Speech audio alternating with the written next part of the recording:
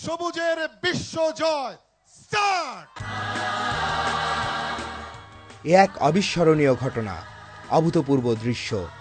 এমন দৃশ্য কখনো দেখেনি বিশ্ব।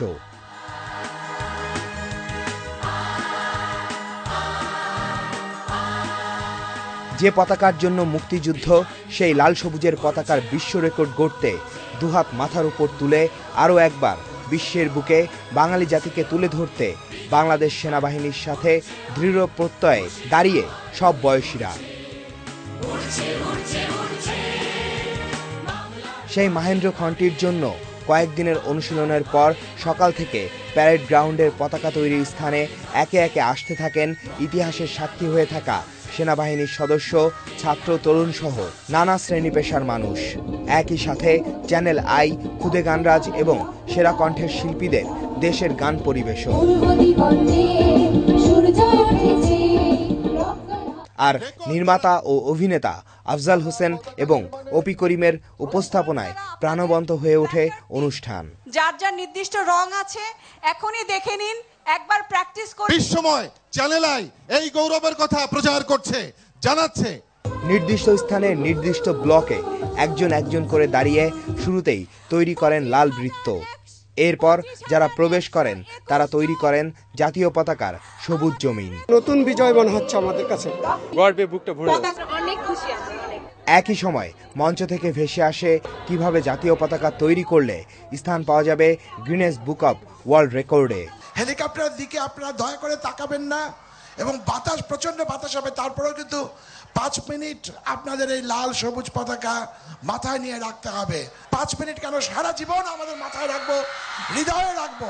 এরপর দেখানো হয় বাংলাদেশের জাতীয় পতাকা কিভাবে বিশ্ব রেকর্ড গড়তে পারে তা নিয়ে গিনেস বুক অব ওয়ার্ল্ড রেকর্ডের একটি ভিডিও বার্তা। আমরা গিনেস ওয়ার্ল্ড রেকর্ড ব্রেকিং এর কার্যক্রমের সাথে আছি। বিজয়ের দিনে আবারও একটি বিজয়ের পথে যখন বাংলাদেশ, তখন তার বিভিন্ন বিষয় নিয়ে কথা বলেন আয়োজক রবি এবং স্ট্র্যাটেজিক পার্টনার বাংলাদেশ সেনাবাহিনীর ঊর্ধ্বতন কর্মকর্তারা। আজকের এই দিনে আবার আমরা পাকিস্তানের রেকর্ডকে ভেঙে নতুন করে বিশ্ব রেকর্ড স্থাপন করতে যাচ্ছি, তাও বাংলাদেশের পতাকা দিয়ে। এর চেয়ে বড় অর্জন আর কি বা হতে পারে? ডিফেন্স যদি কিছু করতে হয়, বিশ্বের বুকে যদি আমাদের নাম রাখাতে হয়, আমাদের এমন কিছু একটা করতে হবে যেখানে আমরা বিশ্ব জয়ের আনন্দটা পাবো। সময়ের সাথে সাথে প্যারেড গ্রাউন্ডের পতাকা তৈরিতে নির্দিষ্ট এলাকা পূর্ণ হয়ে যায় ২৭,১১৭ জন মানুষে, যেখানে ছিলেন সেনা, নৌ, বিমান ও আনসার বাহিনী সহ শিক্ষার্থী এবং বিভিন্ন শ্রেণী পেশার মানুষ। শুরু হয় মহড়া। পরপর দুবারের মহড়া শেষে আসে সেই মাহেন্দ্র খন, যার জন্য অপেক্ষা সারা বিশ্বের বাঙালির। একই সাথে বিমান বাহিনীর হেলিকপ্টার থেকে ধারণ করা ছবি দেশে প্রথমবারের মতো চ্যানেল আইতে সরাসরি সম্প্রচার হতে থাকে। 2012 সালের বিজয় দিবসে এই প্যারেড গ্রাউন্ডে বিজয় থেকে বিজয়ের আয়োজনে পতাকাবাহী কন্টিনজেন্ট বহন করেছিল দেশের ইতিহাসের সবচেয়ে বড় পতাকা। এবারের বিজয় দিবসে সেই প্যারেড গ্রাউন্ডে দেশকে ভালোবেসে লাল সবুজকে এগিয়ে নিয়ে যাওয়ার প্রত্যয়ে যে মানব পতাকা তৈরি হলো, তা বিশ্ব রেকর্ড করে বিশ্বময় ছড়িয়ে দিল লাল সবুজকে।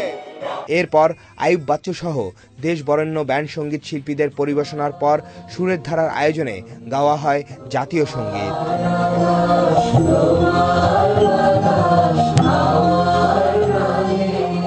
Obaidul Rashid, channel I, Dhaka.